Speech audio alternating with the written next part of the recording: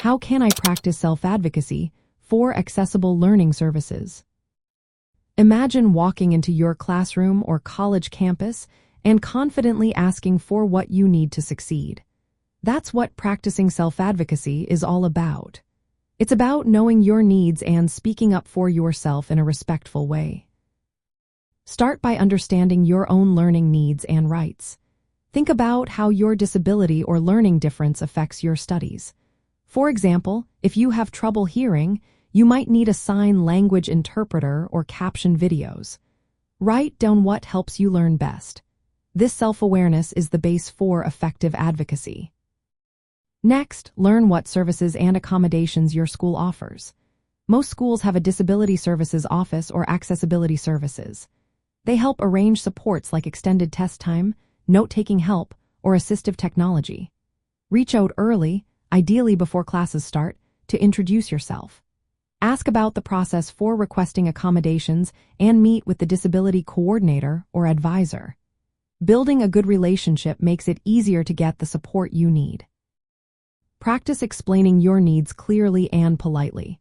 Instead of saying, "I have trouble focusing," say, "I have attention deficit hyperactivity disorder and need extra time on exams and breaks during lectures." Being specific helps teachers and staff understand exactly what support you're requiring. Keep records of all your communications. Save emails, write notes from meetings, and keep copies of any forms you submit. This documentation can be helpful if there are any misunderstandings or issues later. It also shows that you are organized and serious about your needs.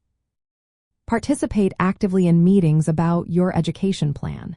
If you have an individualized education program or a Section 500 for plan, be ready to discuss your strengths, challenges, and goals.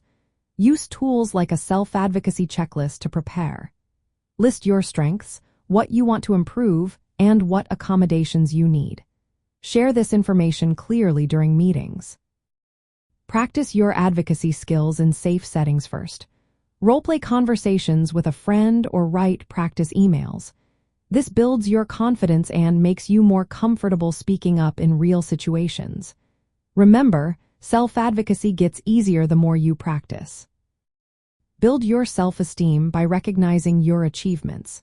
Remember that accommodations are tools to help you succeed, not unfair advantages. Viewing them as supports helps you ask for what you need without feeling guilty. Plan ahead for big changes, like moving from high school to college or starting a new job. Attend transition planning meetings and explore programs or internships that give you chances to practice self-advocacy in new environments.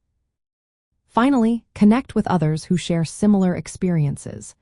Join peer groups or online communities focused on learning disabilities and advocacy.